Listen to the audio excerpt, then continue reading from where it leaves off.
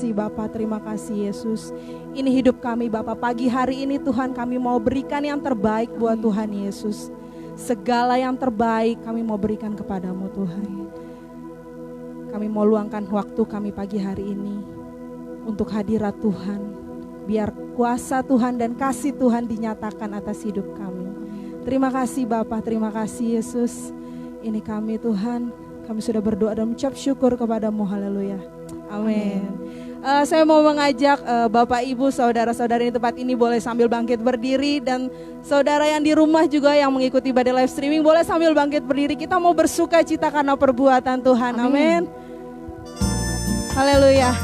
Sebab segala perkara dapat Engkau tanggung Tuhan. Yes, tidak ada yang mustahil bagimu. Kami mau katakan Engkau Allah yang sanggup. Yes. Apa yang tak pernah dilihat mata, yes, dan tak pernah didengar telinga, yang tak pernah timbul di dalam hati, semua disediakannya bagi yang mengasihi Dia. Allah sanggup, Allah sanggup melakukan segala perkara, dulu, sekarang, dan selamanya. Kuasanya tidak berubah. Allah sanggup melakukan segala perkara, dulu, sekarang, dan selamanya.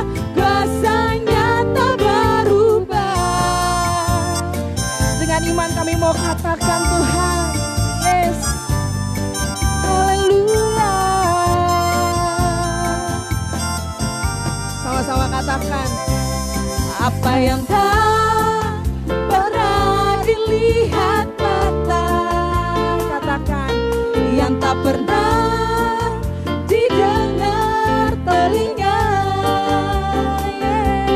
yang tak pernah timbul di dalam hati, semua disediakannya bagi yang mengasihi Dia. Allah sanggup, Allah sanggup melakukan segala perkara, dulu, sekarang, dan selamanya. Kuasanya tidak berubah. Allah sanggup melakukan segala perkara, dulu, sekarang, dan selamanya. Kuasanya tak berubah. Kami percaya Engkau Tuhan, yes. Amin. Kami bersuka cita Tuhan. Apa yang tak pernah dilihat mata, yang tak pernah didengar telinga, katakan, yang tak pernah timbul di dalam hati, semua disediakannya bagi yang mengasihi. Allah sanggup, Allah sanggup melakukan segala perkara, amin, dulu, sekarang, dan selamanya. Kuasanya tidak berubah. Allah sanggup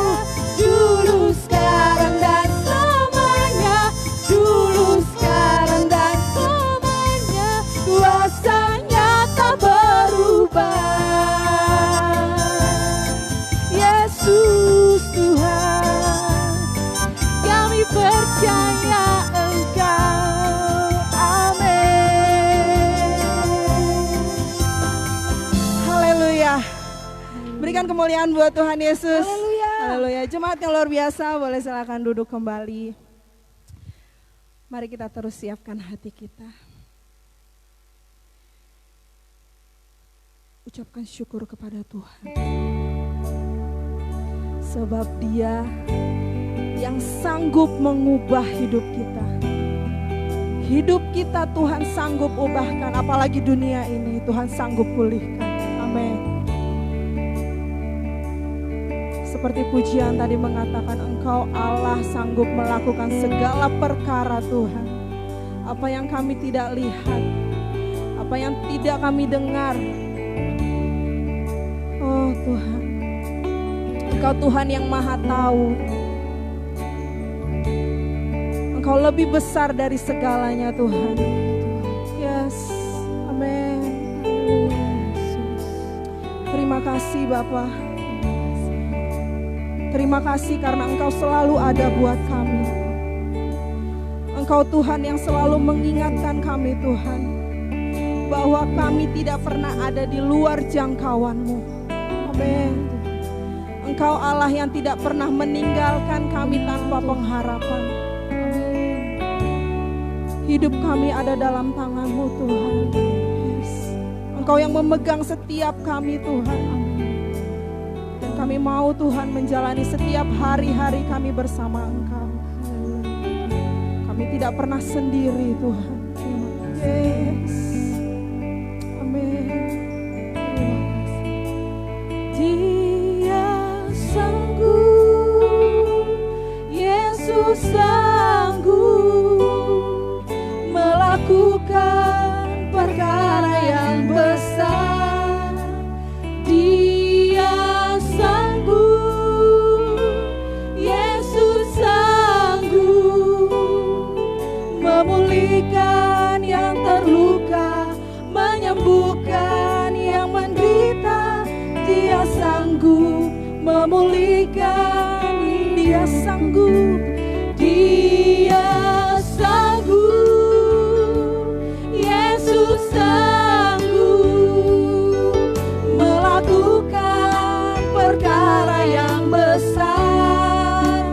Dia sanggup, Yesus sanggup memulihkan yang terluka, menyembuhkan yang menderita. Dia sanggup memulihkan hidupku. Katakan pujian ini dari awal. Oh Yesus Tuhan, Yesus Tuhan, mulialah nama-Mu. Yesus Allahku, besar kasih-Mu. Dahulu, sekarang, dan sampai selamanya. Kasih-Mu tak pernah berulang. Yesus Tuhan, Yesus Tuhan, mulialah nama-Mu. Yesus Allahku, besar kasih-Mu. Dahulu, sekarang, dan sampai selamanya. Kasih-Mu tak pernah berubah. Katakan Dia sanggup, Dia sanggup, Yesus sanggup melakukan perkara yang besar. Dia sanggup, Yesus sanggup memulihkan yang terluka, menyembuhkan yang menderita. Dia sanggup memulihkan hidupku. Amin. Katakan dari awal. Yesus Tuhan, mulialah nama-Mu. Yesus Allahku, besar kasih-Mu. Dahulu, sekarang, dan sampai selamanya. Kasih-Mu tak pernah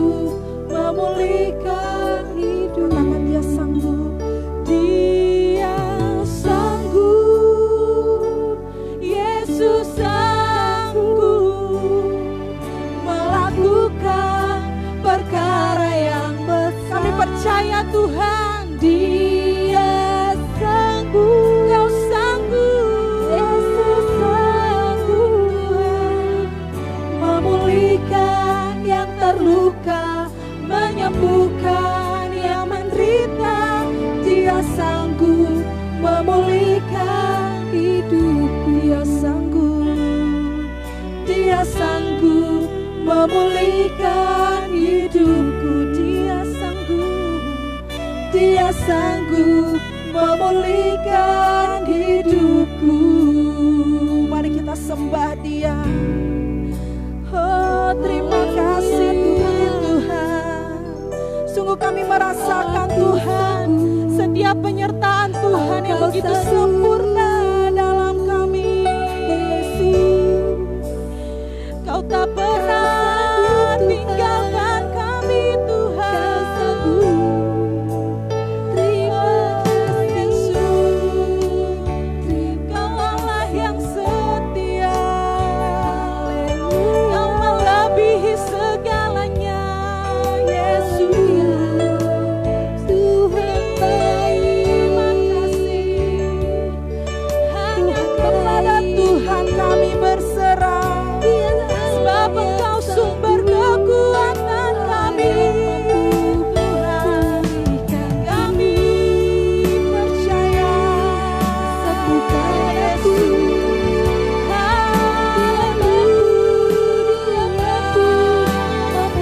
Yesus, kami mau serukan nama-Mu, kami mau panggil nama-Mu Tuhan. Yesus, Yesus, terima kasih. Oh, terima kasih Tuhan. Ku percaya padamu Tuhan. Haleluya. Yesus, amin. Terima kasih Tuhan.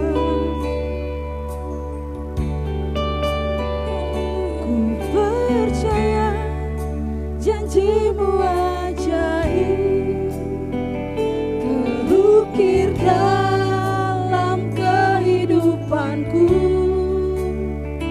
Ku berserah di dalam kekuatan-Mu.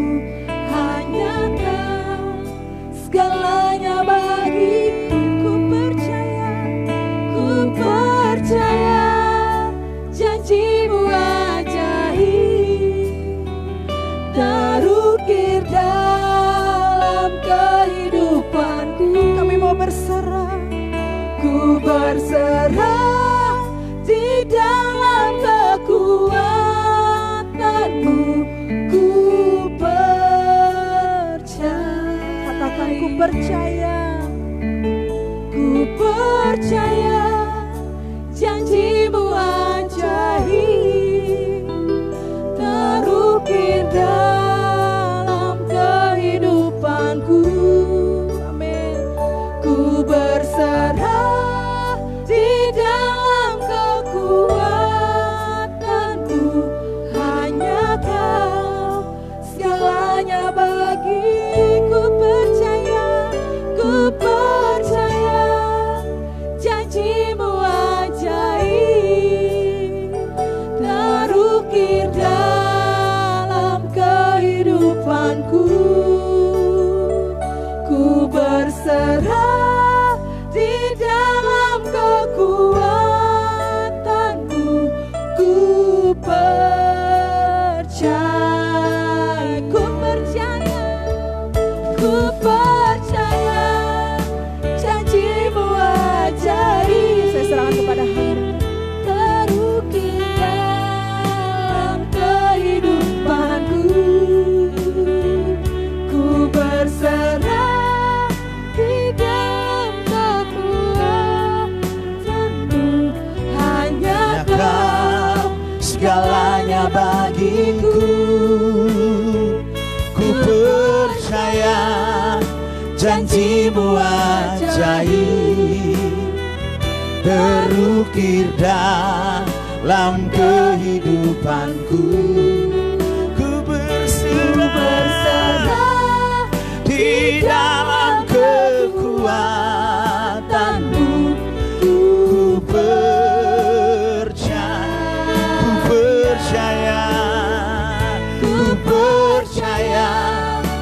janji-Mu ajaib terukir dalam kehidupanku. Ku berserah di dalam kekuatan-Mu, hanya Kau segalanya bagiku. Ku percaya janji-Mu ajaib terukir dalam kehidupanku. Ku berserah di dalam kekuatan, ku berserah di dalam kekuatan-Mu, ku berserah di dalam kekuatan-Mu, ku percaya.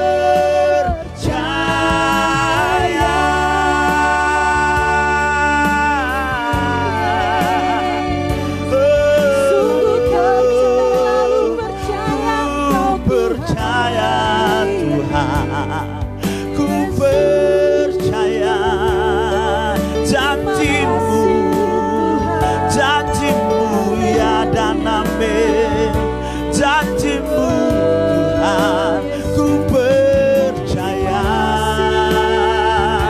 firman-Mu ya dan amin, janji-Mu digenapi, janji-Mu digenapi di dalam kehidupan kami.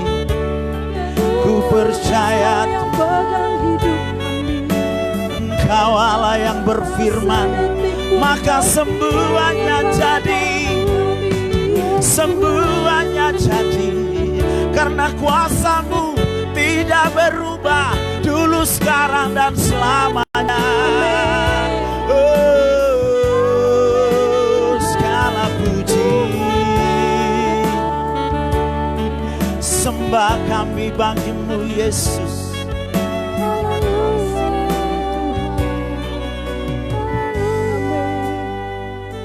Yang kami percaya adalah Allah yang hidup, dan kami menyerahkan hidup kami kepada Allah yang hidup.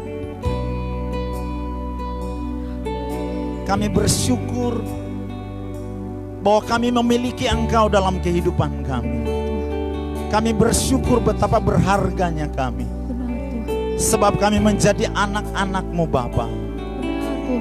Engkau telah menebus kami dengan darah-Mu yang mahal.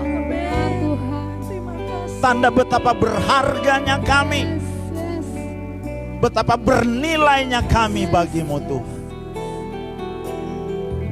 Dan kami percaya ketika kami berjalan di dalam firman Allah, di dalam setiap perkataan-Mu, artinya kami berjalan di dalam Engkau. Artinya kami tidak perlu takut terhadap apapun, kalau kami ada bersama dengan Engkau, ada di dalam Engkau. Hari ini kami percaya firman yang dulu sanggup menyembuhkan, firman yang dulu sanggup mengubahkan, bahkan membangkitkan, firman yang sama, kuasanya tidak berubah, akan sanggup melakukan yang tidak mungkin bagi kami menjadi mungkin. Itulah Tuhan, itulah Allah, pencipta langit dan bumi serta segala isi. Engkau yang menjadikan dari tidak ada menjadi ada, yang tidak kelihatan menjadi kelihatan. Terima kasih Bapa. Kami percaya firman-Mu adalah Engkau sendiri. Engkau sendiri yang berbicara kepada kami hari ini. Dan kami percaya setiap perkataan-Mu hidup dan berkuasa. Setiap perkataan menuntun kami, memimpin kami, membimbing kami, mengajar kami, meneguhkan kami, menguatkan kami, menghibur kami, menyembuhkan kami, menyelamatkan kehidupan kami Bapa. Terima kasih Bapa. Berbicaralah ya Aba ya Bapa. Kami siap mendengar hari ini Engkau berbicara kepada kami. Di dalam nama Tuhan Yesus Kristus, mari kita bersama berkata amin. Puji Tuhan. Jemaat yang diberkati oleh Tuhan kita Yesus Kristus, hari ini tidak terasa waktu yang kita lalui begitu cepat, di mana sejak kita memutuskan untuk ibadah di rumah masing-masing, kita tidak ibadah di gereja.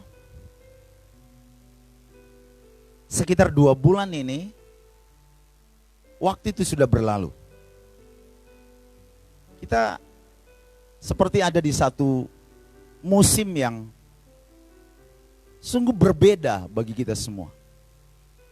Kita mungkin tidak pernah melalui musim ini dan mungkin tidak pernah berpikir akan masuk dalam musim seperti ini.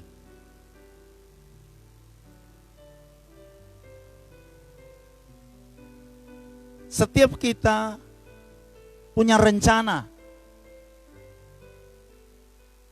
baik pribadi kita, keluarga kita, kita punya rencana. Bahkan gereja, instansi apapun, perusahaan besar, perusahaan kecil, semua punya rencana. Tapi satu hal yang kita tidak sadari, bahwa Tuhan pun punya rencana. Bahkan setan pun punya rencana. Itu mencuri, membunuh, dan membinasakan. Nah, kita mungkin berpikir bahwa setiap rencana yang sudah kita buat, setiap rencana yang sudah kita persiapkan dengan baik dari awal tahun, tiba-tiba ketika situasi ini datang, musim ini datang, tiba-tiba semua berubah. Kita seperti berjalan dari satu tempat yang terang, tiba-tiba gelap. Terjadi satu kekejutan yang mengejutkan sekali bagi kita semua, bahkan bagi dunia. Ini bukan satu situasi yang dialami satu keluarga, satu daerah, satu bangsa, tapi satu keadaan, satu situasi yang dialami seluruh dunia. Tiba-tiba dalam satu waktu seluruh dunia harus tinggal di rumah. Ini tidak pernah terjadi sebelumnya. Tidak ada satu kekuatan pun sebelumnya yang bisa membuat semua orang bisa tinggal di rumah. Dan sebelumnya tidak ada satu kekuatan pun yang bisa menghentikan segala aktivitas apapun di bumi secara bersamaan. Ketika musim ini terjadi, secara tiba-tiba semua kegiatan harus berhenti. Sekolah harus berhenti, pekerjaan harus berhenti, transportasi harus berhenti. Orang tidak bisa pergi lagi dari satu tempat ke tempat yang lain. Bahkan tidak ada lagi ibadah-ibadah, KKR tidak ada. Seminar-seminar apapun tidak ada. Refreshing apapun tidak ada, semua dibatalkan. Kegiatan olahraga apapun semua berhenti semua secara tiba-tiba. Nah, musim ini sungguh sangat mengejutkan bagi kita semua. Tapi setelah 2 bulan ini kita di Indonesia mengalaminya, kurang lebih 2 bulan. Masuk 3 bulan atau mau 3 bulan. Mungkin orang-orang mulai melakukan riset, orang-orang mulai melakukan penelitian, dan mungkin mulai juga membuat prediksi-prediksi. Para ilmuwan, para pengamat mulai membuat suatu prediksi. Ada yang berkata bahwa Juni atau tahun depan baru akan pulih normal. Tapi itu semua baru prediksi. Prediksi bisa terjadi, bisa tidak. Bisa ya, bisa tidak. Namanya juga prediksi. Artinya tidak pasti, tidak mungkin. Sampai hari ini tidak ada satu pribadi, tidak ada satu negara yang bisa menjamin kapan bisa berhenti. Tokoh siapapun, bangsa manapun, negara manapun, hari ini tidak ada yang bisa menjamin, kekuatan apapun tidak ada bisa menjamin bahwa ini akan berakhir, bulan ini tanggal sekian akan berakhir. Tidak ada. Hari ini semua teologi dipertanyakan. Hari ini semua pengajaran dipertanyakan. Hari ini semua kekuatan dipertanyakan. Di mana kekuatan itu? Hari ini semua pengetahuan dipertanyakan. Sampai di sini saya renungkan bahwa manusia memang terbatas. Sampai hari ini saya renungkan bahwa memang manusia tanpa Tuhan adalah sia-sia.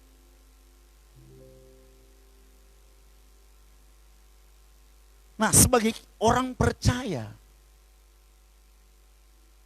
apa dong? Dampak bagi kita orang percaya. Dampaknya bisa positif, bisa negatif. Nah, setiap kita bisa mendengar suara Tuhan. Tuhan bisa berbicara kepada kita lewat banyak hal. Tuhan bisa berbicara di dalam roh kita, di hati kita, secara pribadi. Atau Tuhan bisa bicara kepada kita lewat mimpi. Atau Tuhan bisa berbicara kepada kita lewat hamba Tuhan yang menyampaikan firman Tuhan. Atau kita bisa dengar Tuhan bicara secara audible. Kita bisa dengar suaranya langsung. Itu pengalaman yang supranatural. Tapi situasi masih menjadi satu sarana untuk Tuhan berbicara, untuk Tuhan mengajar. Nah, hari ini saya akan bawa kita untuk pada satu hal tentang memahami Tuhan lewat situasi. Kita harus melihat situasi ini sebagai sarana Tuhan untuk Tuhan berbicara kepada kita.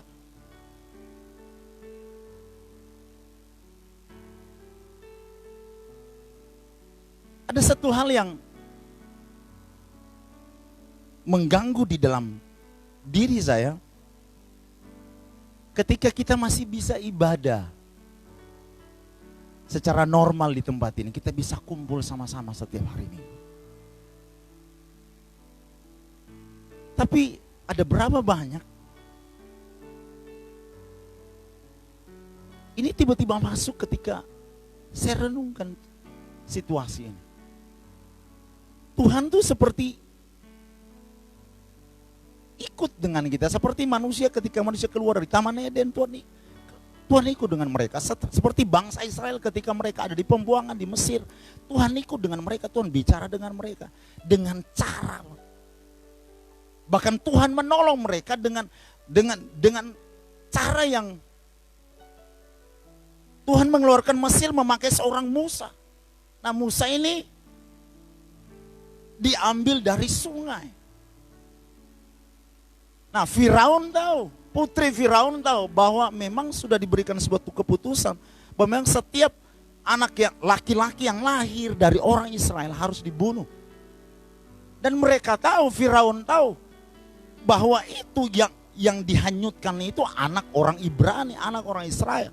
Tapi kenapa diambil, tidak dibunuh?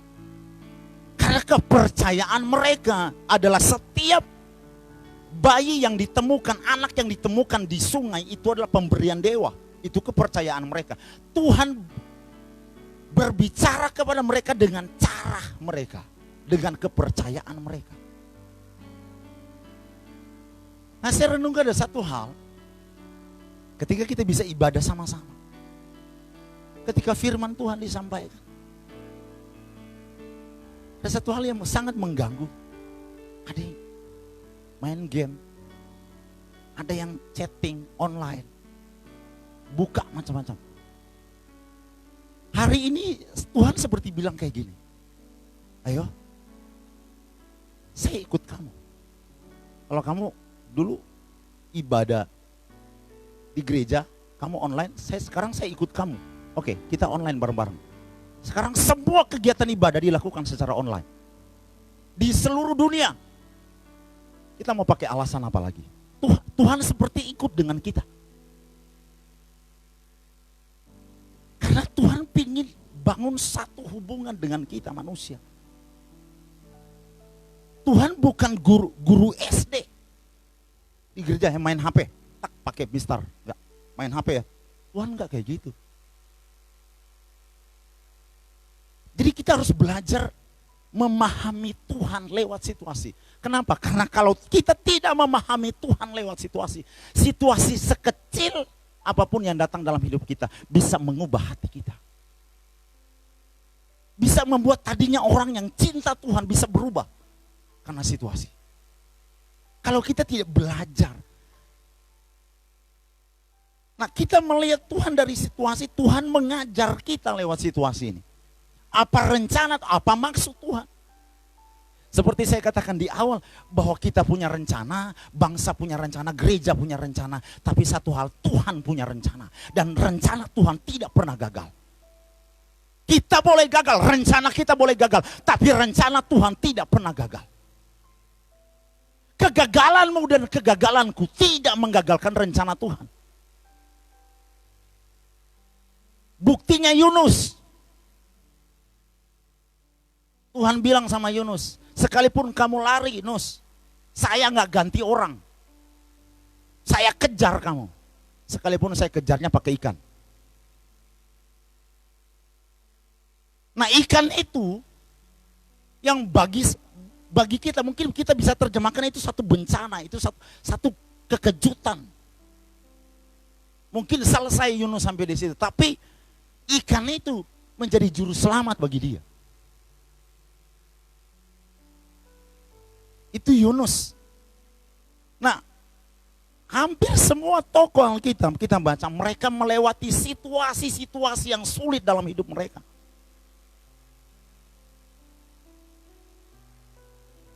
Sebut saja Yakub. Yakub mengalami satu situasi yang tidak mengenakan dalam kehidupannya. Karena nama Yakub adalah penipu. Sebab itu Tuhan perlu membawa dia untuk memproses dia. Bawa dia dalam situasi-situasi untuk memproses dia. Tuhan mengajar dia, Tuhan membentuk dia lewat situasi. Dia harus ketemu dengan pamannya Laban. Kalau Yakub penipu, Laban jenderalnya tipu. Saudara bisa bayangkan mereka tipu menipu 20 tahun lebih. Kalau saudara mungkin ditipu, mungkin baru berapa lama ditipu? Yakub 20 tahun. Cintanya sama Rahel. Dibilang oke, menikah sama Rahel. Bagaimana ceritanya tiba-tiba bangun jadinya Lea. Namanya juga penipu, gimana cara tukarnya? Penipu ketemu penipu ya gitu.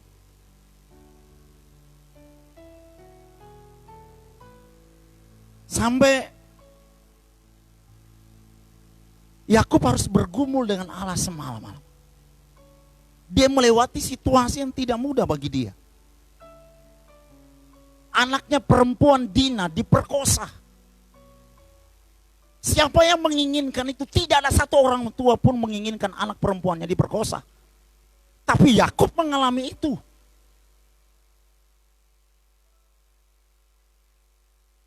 Mungkin kita berpikir, kan Yakub sudah diberkati oleh bapaknya, artinya Tuhan berkenan atas hidupnya. Kok anaknya bisa diperkosa?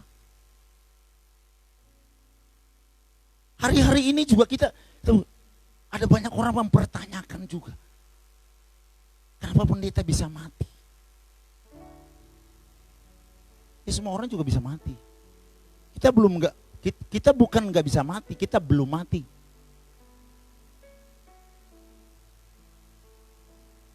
Yakub bergumul dengan Allah.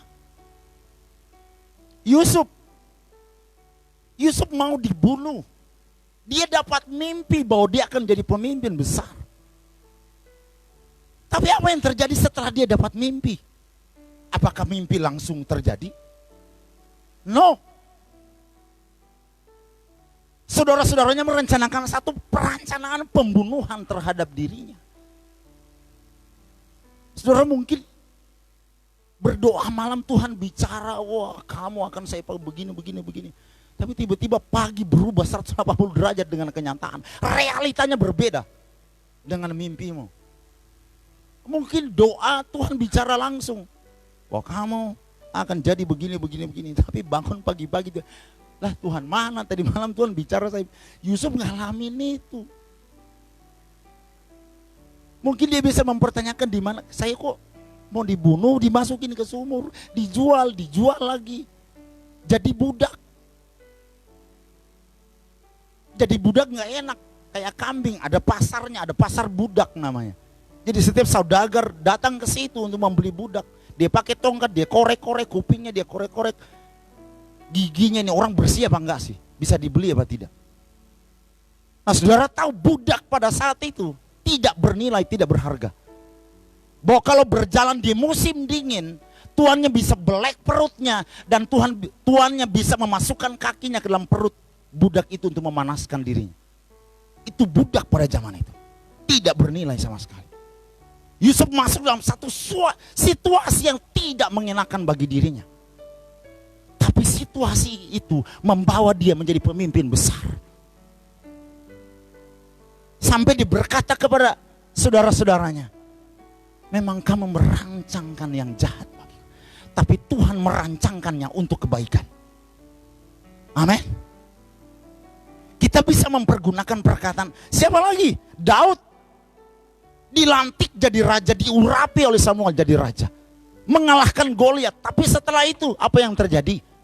Dia menjadi seorang DPO, orang dalam pengawasan Saul, dikejar, jadi buronan. Gak enak jadi buronan, dikejar hutang aja gak enak, apalagi dikejar mau dibunuh. Kita lihat sampai kalau mungkin dia tidak alami situasi itu, tidak akan muncul Mazmur.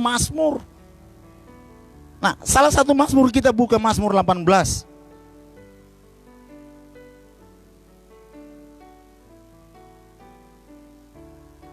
Ini Daud. Mazmur 18, ayat yang pertama berkata, untuk pemimpin beduan dari hamba Tuhan yakni Daud, yang menyampaikan perkataan nyanyian ini pada Tuhan, pada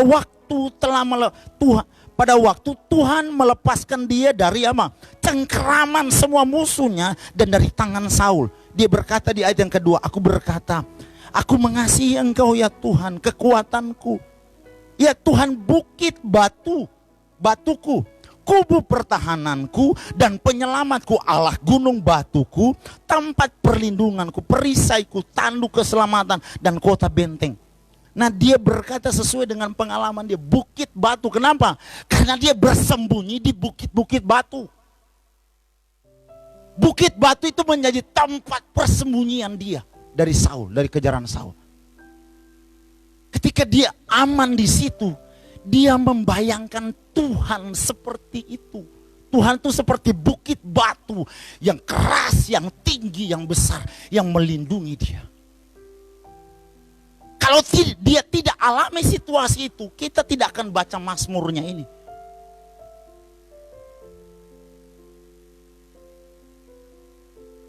Nah, lihat di pasal 22. Masih dari Daud. Untuk pemimpin beduan menurut lagu Rusa di kala fajar. Ada satu Mazmur yang sangat terkenal.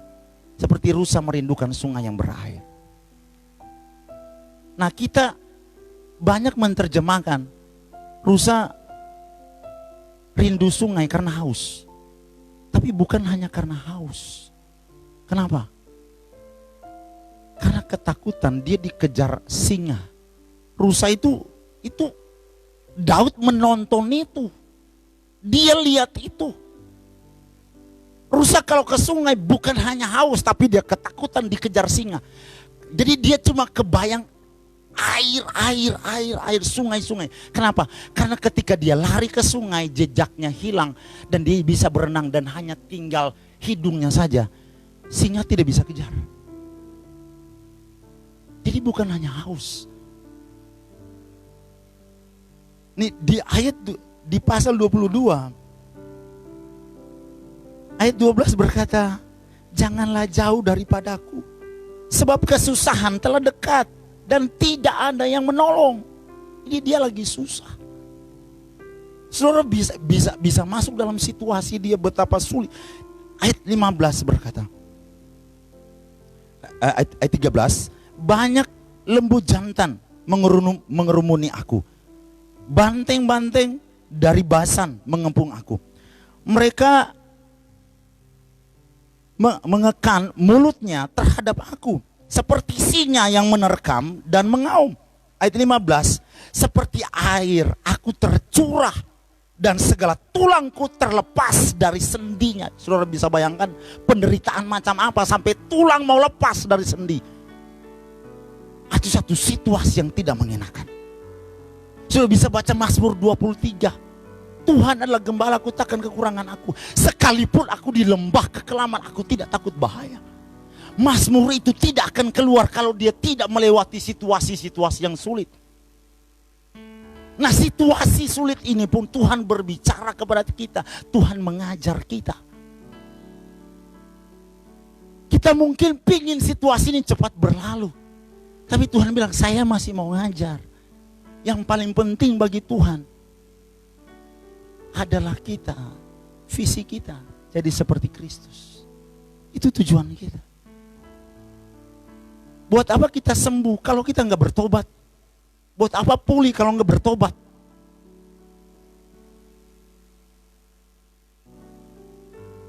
Bahkan Yesus pun harus masuk dalam situasi sulit melewati jalan Via Dolorosa. Dia tidak bisa kembali ke surga dengan terbang, menghilang langsung. Dia harus lewati satu situasi yang sulit. Bahkan harus meneteskan, mengeluarkan keringat darah.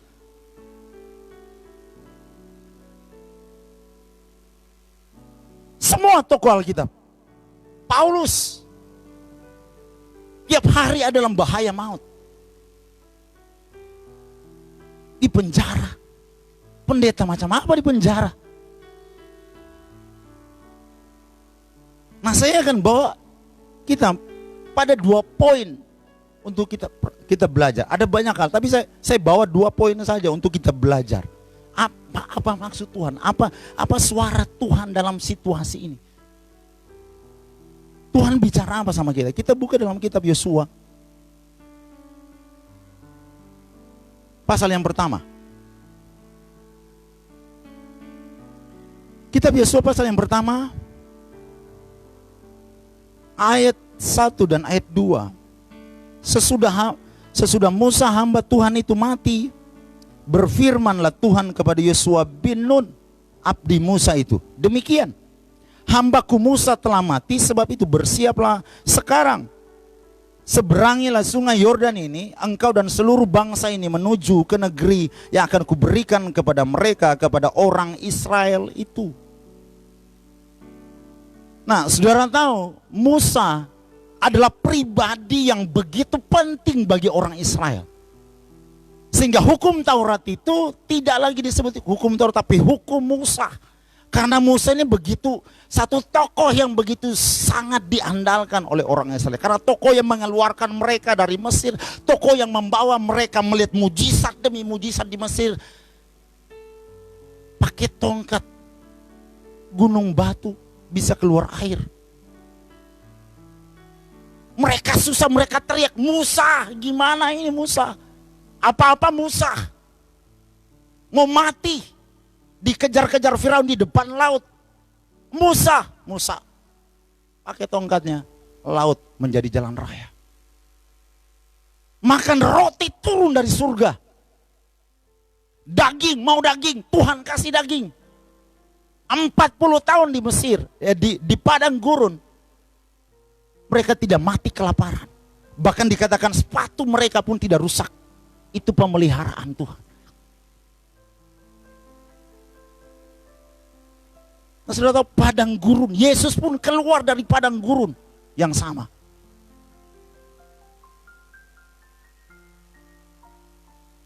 Mereka kepanasan di siang hari, Tuhan kasih mereka payung, tiang awan. Mereka kedinginan di malam hari, Tuhan kasih mereka api unggun yang besar. Mereka tidak kedinginan. Nah, Musa adalah pribadi yang mereka benar-benar sangat bergantung kepada Musa. Tiba-tiba Tuhan bilang, Musa mati. Artinya mereka seperti seorang anak kehilangan bapak. Secara tiba-tiba bapaknya mati. Sudah bisa bayangkan ada di posisi itu, sangat tidak mengenakan. Nah, terjemahkan Musa dalam hidup kita. Poin yang pertama, bergantung kepada Tuhan. Orang Israel bergantung kepada Musa. Hidup mati mereka tidak gantungkan kepada Tuhan. Tapi mereka gantungkan kepada Musa. Terjemahkan Musa dalam hidup kita. Mungkin sebelum situasi ini datang, kita menggantungkan hidup kita kepada harta kekayaan, kepada jabatan. Banyak hal yang kita tidak bergantung sepenuhnya kepada Tuhan. Sehingga kita ibadah bisa ya, bisa tidak. Kita datang kepada Tuhan sepertinya main-main.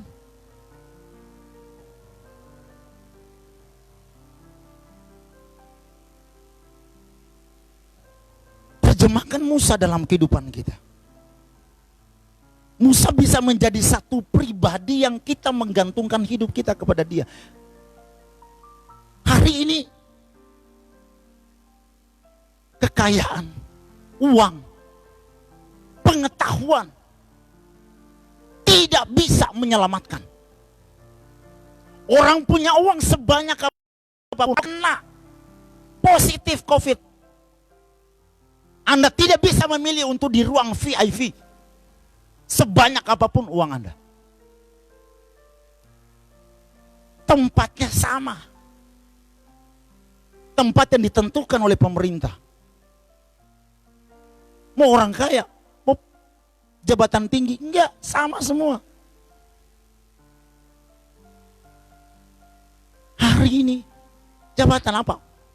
Kehebatan, teknologi, pengetahuan apa? Negara hebat.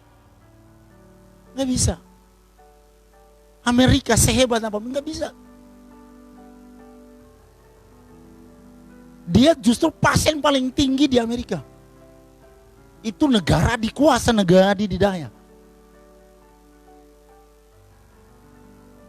Ada waktunya di mana uang kita berhenti berbicara, jabatan kita berhenti berbicara, kekuatan kita berhenti, semua yang kita andalkan berhenti.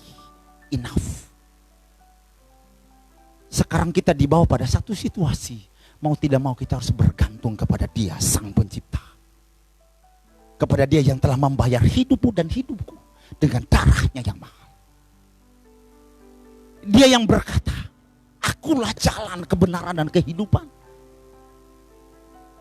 Hai kamu yang letih, lesu, berbeban berat, marilah kepadaku, aku memberikan kelegaan kepadamu. Tidak ada pribadi, tokoh, siapapun yang bisa berkata seperti itu. Hari ini tidak ada satu tokoh yang bisa menjamin. Tapi Yesus memberikan jaminan kehidupan. Hari ini banyak suara yang kita dengar. Saudara dengar orang mati. Ratusan, ribuan, puluhan orang mati setiap harinya. Itu menakutkan bagi kita. Tapi buka hatimu untuk suara Tuhan. Karena suara Tuhan adalah suara kepastian. Iblis memakai semua suara itu, suara di dunia ini, untuk mengintimidasi kita, mencuri, membunuh, membinasakan kita.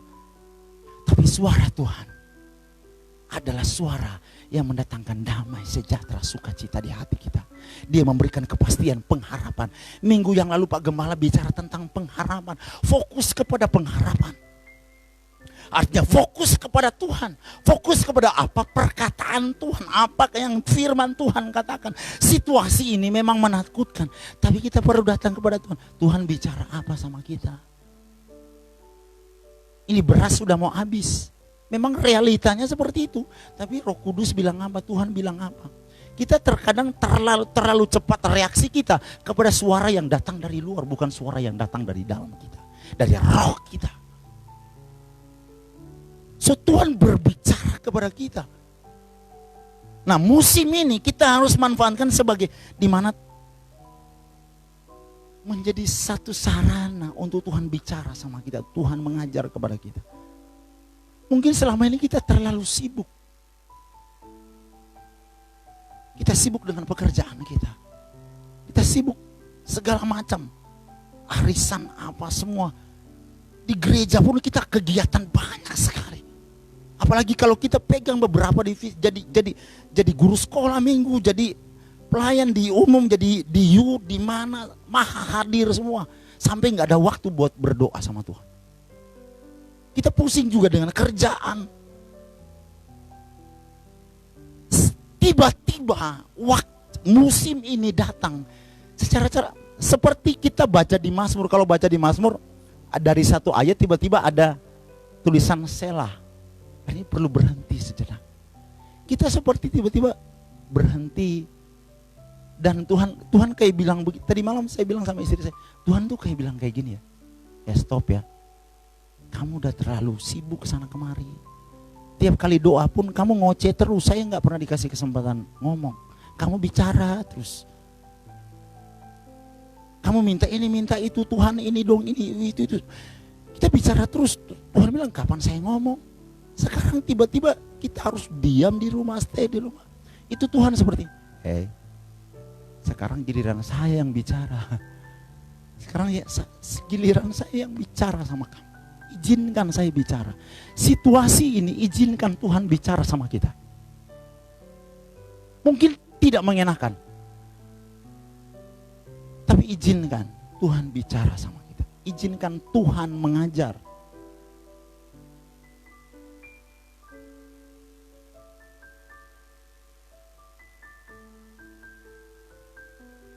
Yohanes 15 ayat 5 berkata, tinggallah di dalam aku dan aku di dalam kamu. Sebab di luar aku, kamu tidak dapat berbuat apa-apa. Artinya di luar Tuhan, manusia nol. Sia-sia semua di luar Tuhan. Semua yang kita capai di luar Tuhan. Kita mungkin kepinginnya cepat semua ini berlalu. Tapi kalau kita tidak menemukan kehendak Tuhan, kalau kita tidak berubah, kita tidak masuk dalam rencana Tuhan, sia-sia semua. Mudah bagi Tuhan untuk membalikan keadaan ini. Emang Tuhan gak bisa tiba-tiba selesai? Bisa. Tapi yang paling seperti dengan orang Israel, mudah bagi Tuhan untuk tiba-tiba angkat mereka pindah dari Mesir. Tapi yang sulit bagi Tuhan adalah apa? Untuk mengeluarkan Mesir dari pikiran orang Israel. Mereka sudah enak di Mesir, mereka nyaman di Mesir. Kita mungkin karena sudah terlalu nyaman dengan situasi dunia ini, dengan segala kenyamanan yang kita miliki. Kita mau makan, kita tinggal pegang satu alat, kita bisa makan apa aja. Kita mau kemana, kita di gereja juga kita mau serius mau enggak.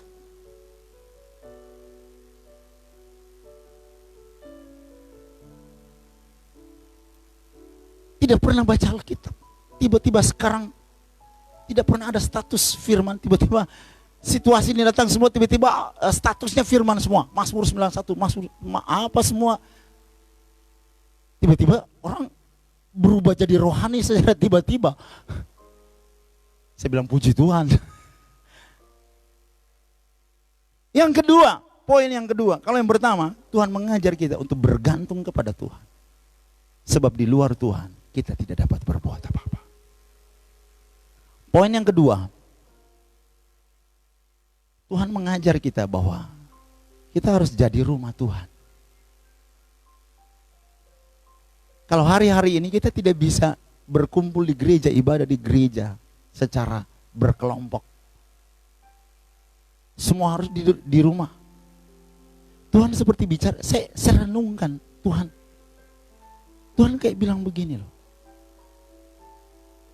Saya ingat beberapa kali di anak muda saya mengajar, saya bilang bahwa sebagusnya tempat ibadah yang kita miliki, Tuhan tidak diam di sini. Tapi Tuhan bilang apa? Kamu adalah bait Allah dan roh Allah diam di dalam kamu. Kayak sekarang tuh Tuhan kayak bilang, hey, hubunganmu, artinya kerohanianmu, terkadang karena kita banyak menggantungkan pertumbuhan kerohanian kita, konsumsi kerohanian kita di gereja, episentrumnya gereja. Kita tidak pernah membangun. Yang Tuhan mau adalah relationship, hubungan pribadi. Tuhan bilang gereja yang sesungguhnya adalah kamu. Ini cuma gedung. Sebagus apapun tempat yang kita bangun, akan roboh, akan runtuh, dimakan oleh waktu. Nah, kita buka Kejadian 35. Ini poin yang terakhir.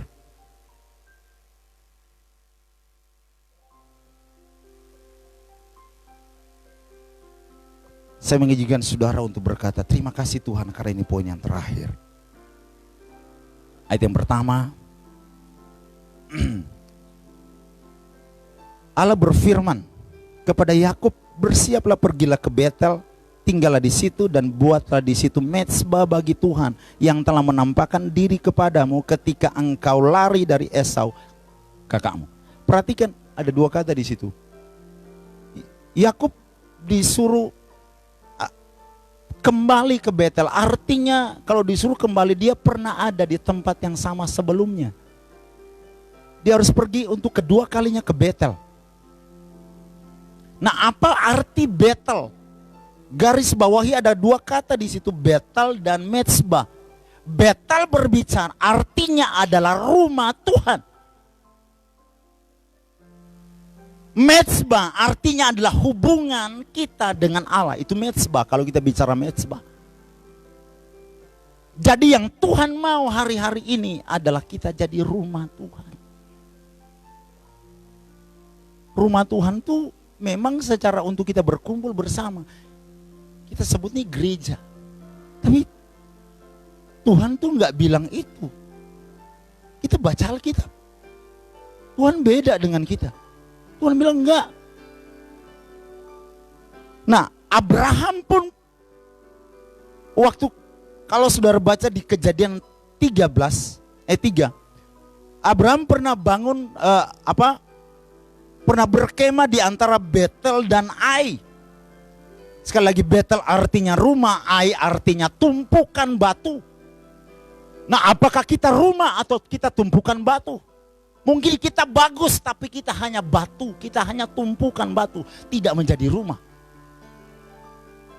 Apa arti rumah? Home. Home berbeda dengan house. House lebih kepada bangunan. Rumah saya itu kecil, rumah saya itu di pojok, itu house. Rumah saya catnya merah, pagarnya biru, itu house. Tapi home lebih berbicara kepada suasana rumah. Lebih berbicara kepada atmosfer di dalam rumah, kekeluargaan. Jadi rumah tuh lebih berbicara gini loh. Ketika kita capek di luar, kita penat dengan segala pekerjaan, macet, kita kepinginnya apa? Cepat-cepat apa? Pulang rumah, sampai di rumah mandi, terus disiapin, kalau kita sudah berkeluarga disiapin istri kopi habis mandi, terus bisa langsung rebahan, terus dengan suasana keluarga yang hangat, itu rumah, home. Nah, bukankah kita hanya dunia ini kita cuma pengembara di dunia ini? Tuhan berkata di Yohanes 14, jangan gelisah dan tawar hati. Aku telah menyediakan tempat bagimu. Aku pergi untuk siapkan tempat. Bukankah kita rindu? Bukankah setiap orang yang bukan rumah Bapa? Amin. Kita Mazmur 90 berkata, umur kita cuma 70, 80 tahun kalau kita kuat. Selebihnya kesukaran.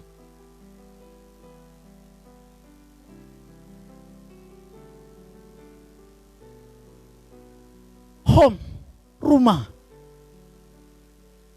Kita baca di 1 Korintus 3 sebagai ayat-ayat yang terakhir. 1 Korintus 3 ayat 16 dan 17. Firman Tuhan bilang gini. Tidak, apa kamu nggak tahu? Itu kayak gitulah bahasanya. Tidak tahukah kamu bahwa apa? Kamu adalah bait Allah dan bahwa roh Allah diam di dalam kamu. Roh Allah tidak diam di gedung ini. Jika ada orang yang membinasakan bait Allah, maka Allah akan membinasakan dia. Sebab bait Allah adalah kudus dan bait Allah itu ialah kamu. Tuhan gak marah kalau ada orang bakar gereja. Tapi Tuhan marah kalau ada orang yang binasakan bait Allah yang sesungguhnya itu kita. Tidak ada firman-Nya Tuhan bilang, saya akan hukum orang yang bakar-bakar gereja. Itu siapa-siapa yang bakar-bakar gereja? Gak ada. Tapi justru Tuhan sayang loh sama mereka. Amin. Buktinya Paulus bunuh orang di gereja. Orang lagi ibadah dibunuh. Tuhan datang sama dia. Aku mengasihi engkau. Karena Tuhan mengasihi semua orang. Yesus itu bukan juru selamat satu bangsa, tapi Yesus juru selamat dunia. Jadi kita orang Kristen juga jangan kegeeran. Jadi Tuhan juga sayang sama tetangga kita. Sekalipun dia menjengkelkan atau apa, Tuhan sayang dia loh. Tuhan mati buat dia. Di pasal 6 juga ayat 19, kalau firman Tuhan sampai beberapa kali berbicara, berartinya itu satu hal yang sangat penting sekali. Masih di 1 Korintus 6 ayat 19. Atau tidak, diulangi lagi. Atau tidak tahukah kamu bahwa tubuhmu adalah apa? Bait Roh Kudus yang diam di dalam kamu, Roh Kudus yang kamu peroleh dari Allah, dan bahwa kamu bukan milik kamu sendiri.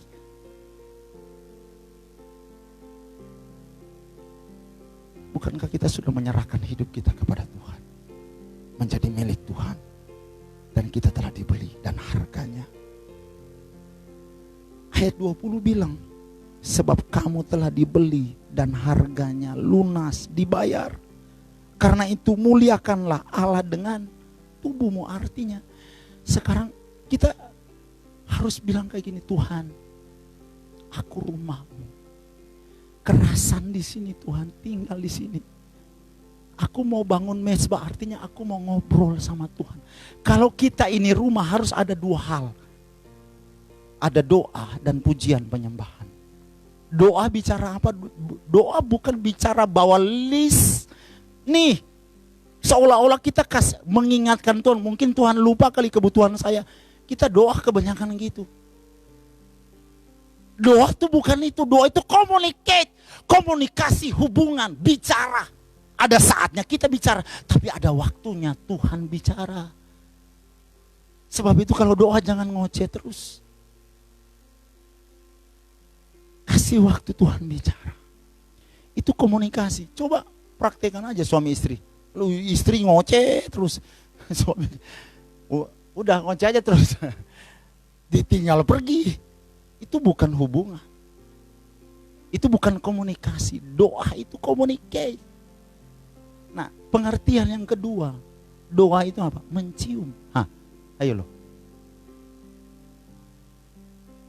Kalau mencium artinya hubungan yang intim, yang dekat. Ingat ada dua kata. Betel, rumah. Dan yang kedua adalah mezbah, bicara tentang hubungan kita dengan Allah. Tuhan berurusan dengan kita pribadi. Kalau dulu mungkin kita terlalu sibuk, Tuhan bilang sekarang, ayo kita ngobrol.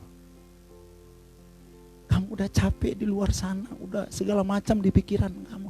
Kamu pikirin kerjaan, kamu pikirin keluarga, pikirin pelayanan, bla bla bla bla.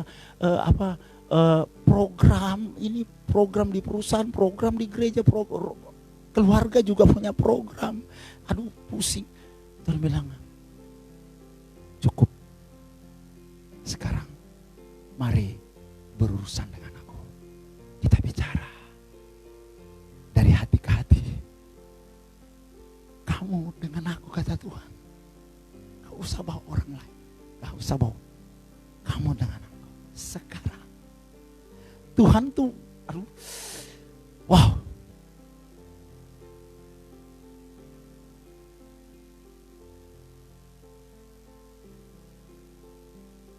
Yakub bergumul, bergaul dengan Tuhan.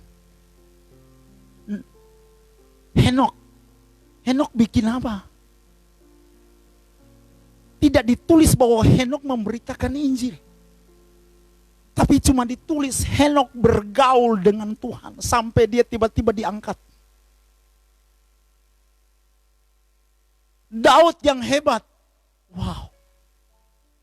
Semua musim-musim yang buruk dalam kehidupan dia, dia berdialog dengan Tuhan, dia bicara dengan Tuhan. Dia lagi sakit hati, dia berdialog, dia bicara sama Tuhan. Dia lagi kecewa, dia kasih tahu Tuhan. Dia ngobrol dengan Tuhan, Tuhan gimana nih?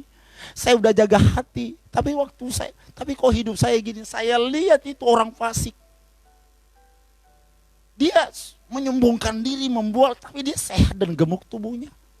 Tidak karena malapetaka, tapi dia bilang, tapi Tuhan, aku tetap di dekatmu.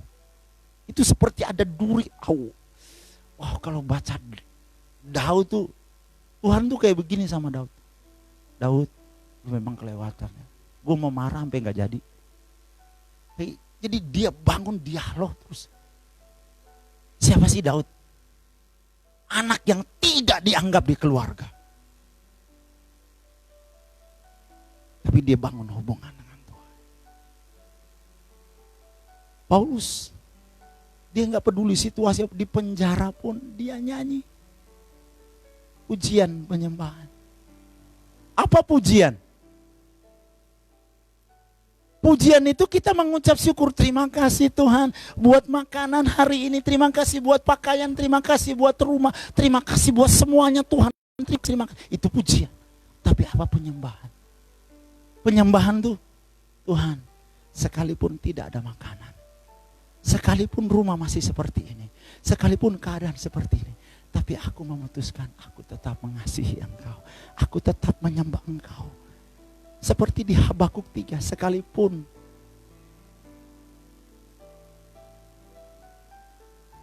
kambing domba terhalau dari kurungan, tidak ada lembu sapi, pohon anggur tidak berbuah, pohon ara tidak berbunga, hasil pohon zaitun mengecewakan.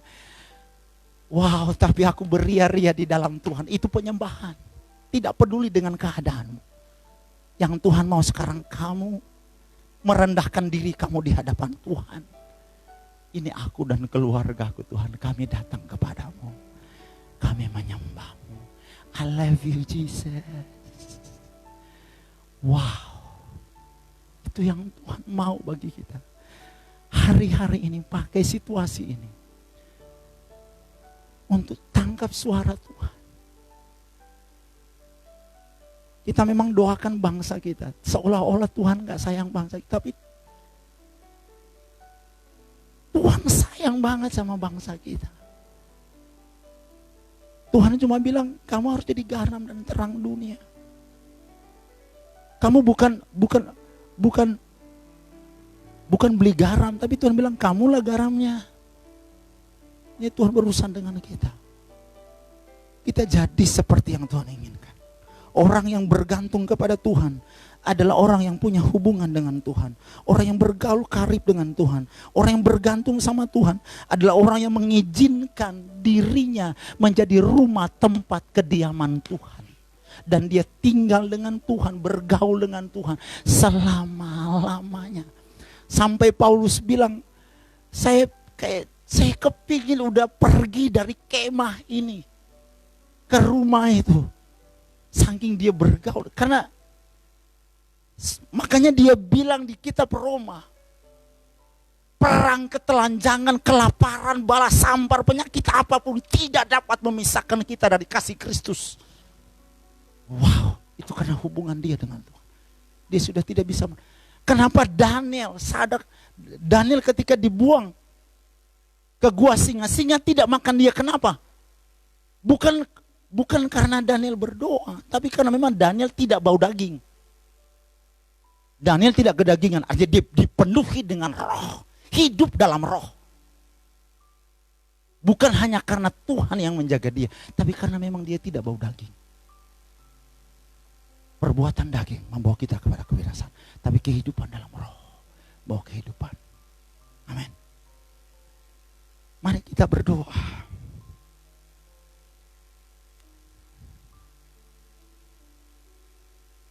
Izinkan Tuhan bicara. Izinkan Tuhan mengajar kita.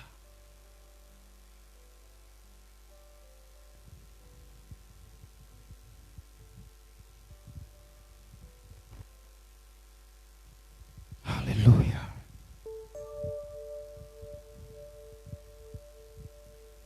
Yesus.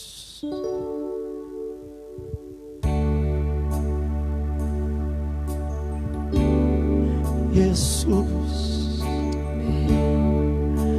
di hadapan-Mu, di kaki-Mu kami tersungkur. Yesus,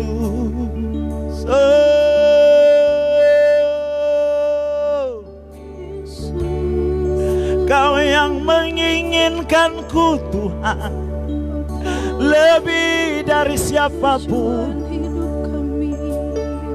Kau yang meninggalkan sorga menjadi manusia karena Engkau rindu pada kami.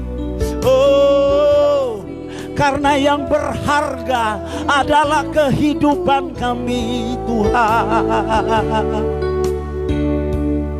Terima kasih cinta-Mu Tuhan. Oh Yesus, bawa kami bergantung sepenuhnya kepada-Mu. Bawa kami bergantung sepenuhnya kepada Yesus. Meninggalkan semuanya. Oh, kami taruh harapan kami kepada-Mu Tuhan. Engkaulah gunung batu, Engkaulah juru selamat. Tidak ada juru selamat yang lain. Haleluya. Oh Yesus. Haleluya. Kami bersyukur kepada-Mu Bapa. Kami bersyukur Tuhan. Kami bersyukur Yesus. Terima kasih Tuhan. Oh, oh.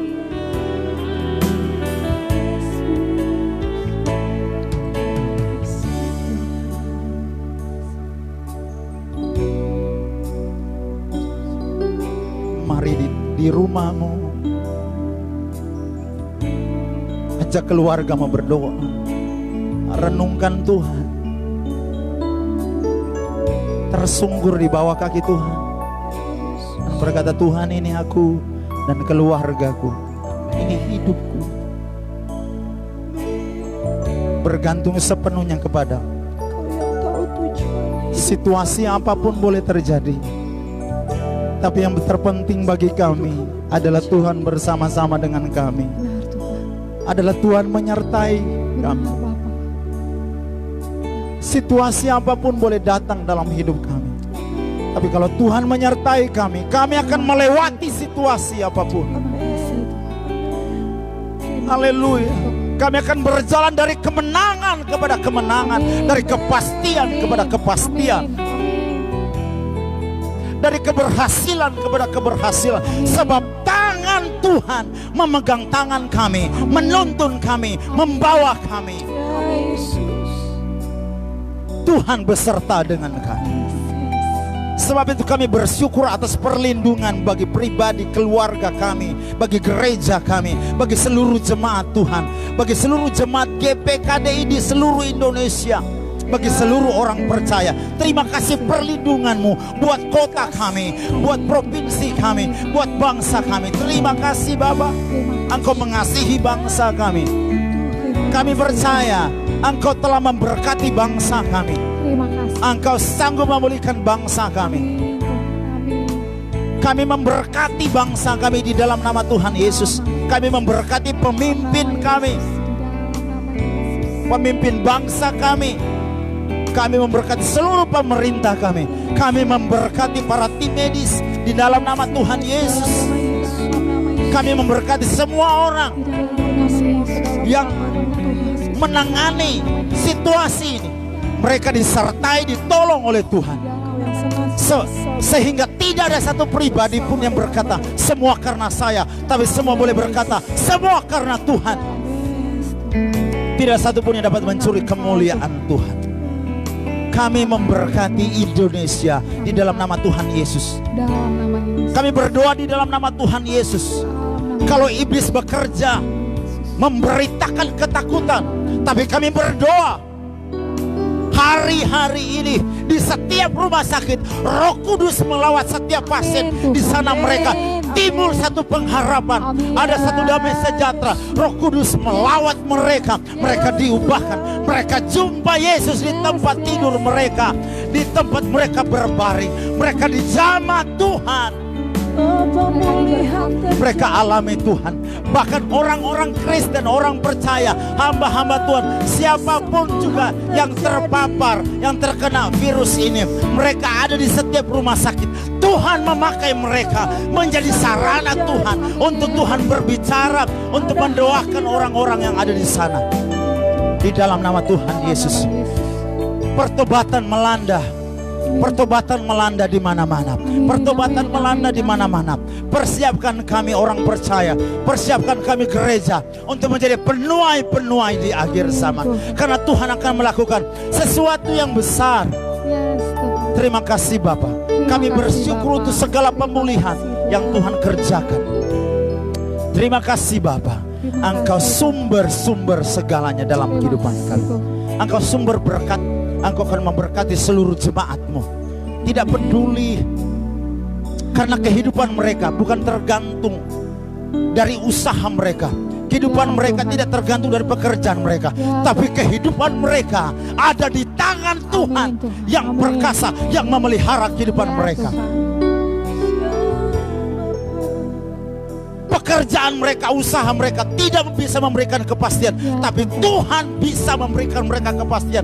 Tuhan memelihara jemaat yang ada di tempat ini dari situasi ini, sehingga seluruh jemaat boleh bersuka cita di dalam Tuhan dan menjadi pribadi-pribadi yang memberikan hidupnya bagi Allah dan dipakai untuk kemuliaan Tuhan. Terima kasih Bapa. Terima kasih. Kami bersyukur untuk segala sesuatu.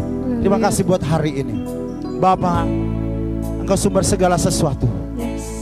Sekarang jemaat Tuhan, terimalah berkat dari Allah, dari Bapa yang begitu mengasihi, yang begitu mencintai. Dia mencurahkan segala berkat dari sorga turun atas hidupmu, keluargamu, rumah tanggamu, pekerjaanmu, usahamu. Diberkati oleh Tuhan.